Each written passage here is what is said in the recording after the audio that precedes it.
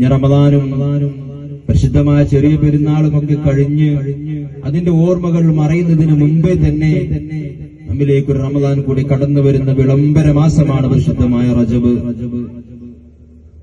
മുഅ്മിനീങ്ങളെ സ്നേഹത്തോടെ ഉള്ളിന്റെ ഉള്ളിൽ നിന്ന് ഉണർത്താനുള്ളത്, നമ്മുടെയൊക്കെ ജീവിതം ആത്യന്തികമായി ദുനിയാവിന്റെ വിജയത്തിനേക്കാൾ ഉഖ്റവിയായ വിജയം കൊതിക്കുന്നവരും അള്ളാഹുവിന്റെ ഇഷ്ടവും പൊരുത്തവും കരസ്ഥമാക്കണമെന്ന മരണത്തോടുകൂടെ ഈമാനികമായ ആ ജീവിതം ജീവിച്ച് അവസാനം കലിമയും ചൊല്ലി ഈമാനോടെ മരിക്കണമെന്ന ചിന്തയിൽ ജീവിക്കുന്നവരാണ് നമ്മളൊക്കെ. അതിനുള്ള ഓരോ അവസരമാണ് നമ്മിലേക്ക് കടന്നു വന്നുകൊണ്ടിരിക്കുന്നത്.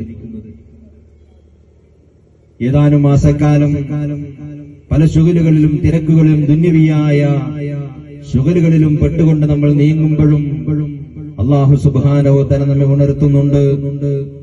അല്ലാഹു സുബ്ഹാനഹു വ തആല നമ്മെ ഓർമ്മിപ്പിക്കുന്നുണ്ട്. വിശുദ്ധ ഖുർആനിലെ സൂറത്ത് തൗബയിലെ വചനമാണ് നാം ഓതി വെച്ചത്. ഇന്ന ഇദ്ദത്തശ് ശുഹൂരി ഇൻദല്ലാഹി 12 ശഹ്റൻ ഫീ കിതാബില്ലാഹ് യൗമ ഖലഖസ് സമാവാതി വൽ അർദ് മിൻഹാ അർബഅത്തുൻ ഹുറും.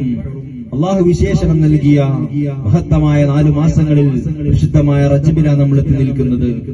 റജബ് വരുമ്പോ നമുക്കറിയാം, നമ്മുടെ നാടുകളിലേക്ക് ഒരു പ്രധാനിയായ നമ്മൾ വില കൽപ്പിക്കുന്ന, നമ്മൾ സ്ഥാനം കൊടുക്കുന്ന ആളുകൾ വരുമ്പോ നമ്മുടെ വഴിമധ്യേ നമ്മുടെ വഴിയിലുള്ള തടസ്സങ്ങളൊക്കെ നമ്മൾ നീക്കി, വഴിയിലെല്ലാ തടസ്സങ്ങളും നമ്മൾ നീക്കം ചെയ്ത് ആ പ്രമുഖ വ്യക്തിയെ നമ്മുടെ നാട്ടിലേക്ക് വരവേൽക്കാൻ ദിവസങ്ങളോളം നാം തയ്യാറെടുക്കുന്നത് പോലെ പരിശുദ്ധ റമദാൻ നമ്മിലേക്ക് സമാഗതമാകുമ്പോ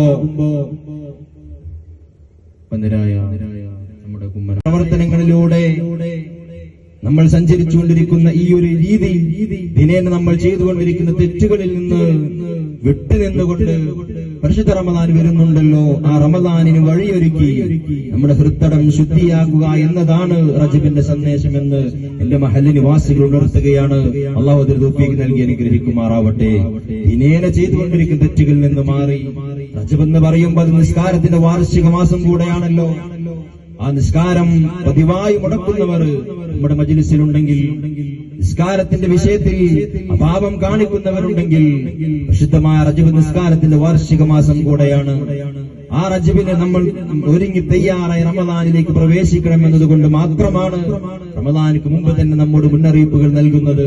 നമ്മൾ ഒരുങ്ങി തയ്യാറായി ചെയ്യുന്ന ഒരു പ്രവർത്തനം അത് പരിപൂർണമായ വിജയത്തിലെത്തിക്കാൻ നമുക്ക് സാധിക്കും.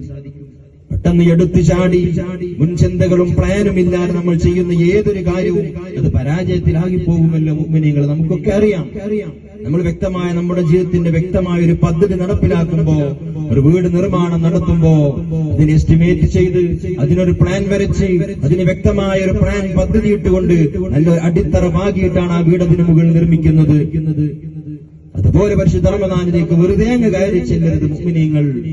അവർ ഈ മാസങ്ങളുടെ പവിത്രത കണ്ട് പരിശുദ്ധമായ സുന്നത്ത് നിസ്കാരങ്ങളും റജബിലെ സുന്നത്ത് നോമ്പുകളും അതുപോലെ കഴിഞ്ഞ മാസങ്ങളിൽ വർഷങ്ങളിൽ ഗതകാല ജീവിതങ്ങൾ ചെയ്തു പോയ തെറ്റുകളിൽ നിന്ന് തൗബ ചെയ്ത് അല്ലാഹുവിലേക്ക് അടുപ്പം പ്രാപിച്ച് സുന്നത്ത് നോമ്പുകൾ കൊണ്ട്, സുന്നത്ത് നിസ്കാരങ്ങൾ കൊണ്ട്, ഖുർആൻ പാരായണങ്ങൾ കൊണ്ട് റസൂലുള്ളാഹി സ്വല്ലല്ലാഹു അലൈഹി വസല്ലം തങ്ങൾ റജബിൽ ചോദിക്കാൻ പറഞ്ഞ ബറക്കത്തിനെ ചോദിച്ച് നമുക്കെല്ലാം എന്തെല്ലാം അനുഗ്രഹങ്ങൾ നൽകിയിട്ടുണ്ടോ അതിലൊക്കെ ബറക്കത്ത് റബ്ബേ നീ കൊണ്ട റബ്ബേ. اللهم بارك لنا في رجب وشعبان وبلغنا رمضان. മുഅ്മിനെ ഉണർത്താനുള്ളത് ഈ ദുആ നമ്മുടെ നാവിൽ റമദാൻ വരെ ഉണ്ടായിരിക്കണമെന്ന് ഉണർത്തുകയാണ്. അല്ലാഹു തൗഫീഖ് നൽകി അനുഗ്രഹിക്കുമാറാവട്ടെ.